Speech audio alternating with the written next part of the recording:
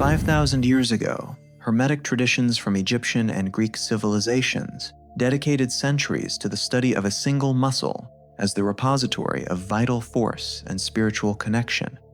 Contemporary neurobiology arrived at the same muscle through a different path. It mapped its connections with the diaphragm, the vagus nerve, and the solar plexus, and concluded that its health governs the state of the entire nervous system. The p-soas, the healing code hidden in your hips, begins here in your sacred muscle. It is the deepest muscle in the human body. Starting from the lumbar spine, it travels through the entire pelvis and connects to the femur, weaving the foundation of bodily architecture from within. What makes it singular among more than 600 muscles in the organism is the circuit it forms with the diaphragm, through the fascia, and with the solar plexus.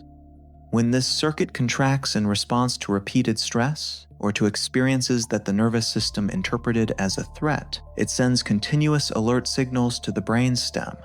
These signals feed the cortisol cycle, compress breathing, and install a state of permanent vigilance in the body. Those who carry this pattern recognize the feeling: the chest that resists expanding fully, the abdomen that hardens, the presence that slips away before even being summoned. What we are about to explore here has deeper roots, which is why we organized the guide Healing in Motion, a unique, exclusive, and limited material. They are somatic maps with 22 practical cycles distributed across 4 axes, 2 of them developed specifically for the process you are about to begin now: the grounding of the base and the thawing of the layers that the alert kept compressed for years. Check availability at the link in the first pinned comment. In alchemy, this muscle received a name that defines its sacred function: Throne of the Soul, the point of convergence between biological vitality and spiritual presence. Its health determines the depth of meditation, the expansion of breathing, and the capacity to act with wholeness. When it loses tone through chronic contraction, meditation becomes a battle against one's own biology. Stephen Porges's polyvagal theory reveals how the nervous system evaluates safety before any conscious thought.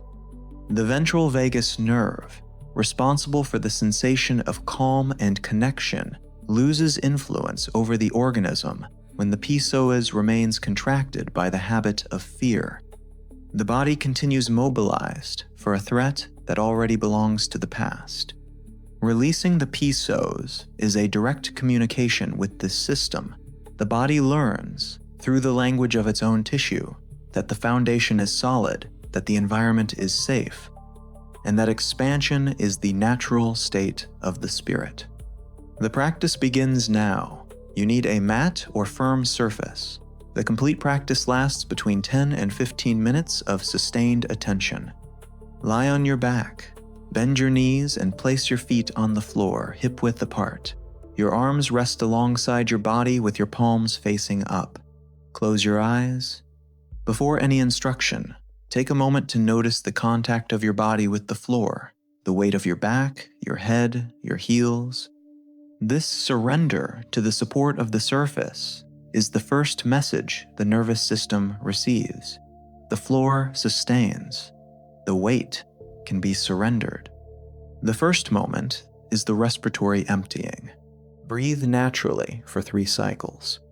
On the 4th breath, inhale deeply through the nose, letting the air descend to the abdomen and the base of the pelvis.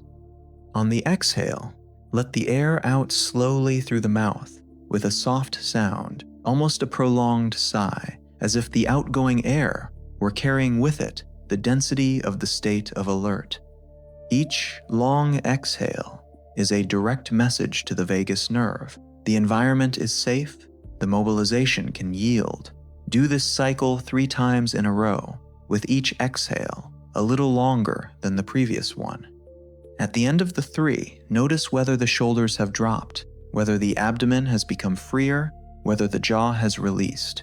The second moment is the recognition of the iliac crests.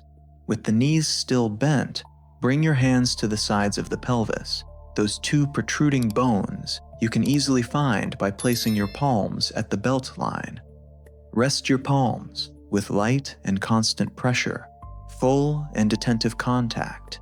Simply recognize that this territory exists and that it sustains the foundation of your entire axis. Breathe. Maintain this support for a full minute. The nervous system perceives conscious touch as a confirmation. There is structure, there is a foundation, there is ground. The third moment is the visualization of heat. With the palms still resting on the iliac crests, imagine that a golden warmth is born at the center of the pelvis, at the level of the sacrum.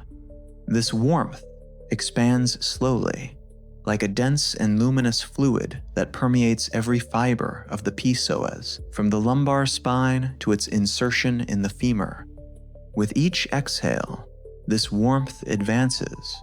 It rises through the lumbar spine, crosses the diaphragm, and reaches the solar plexus. With each inhale, you follow what moves in the rhythm of your own body.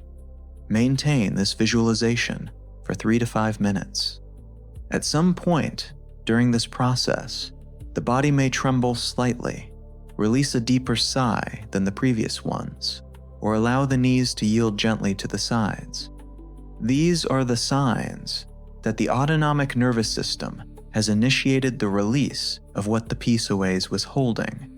The wave of warmth that travels from the base to the top of the head is the current of life returning to circulate through the body's axis.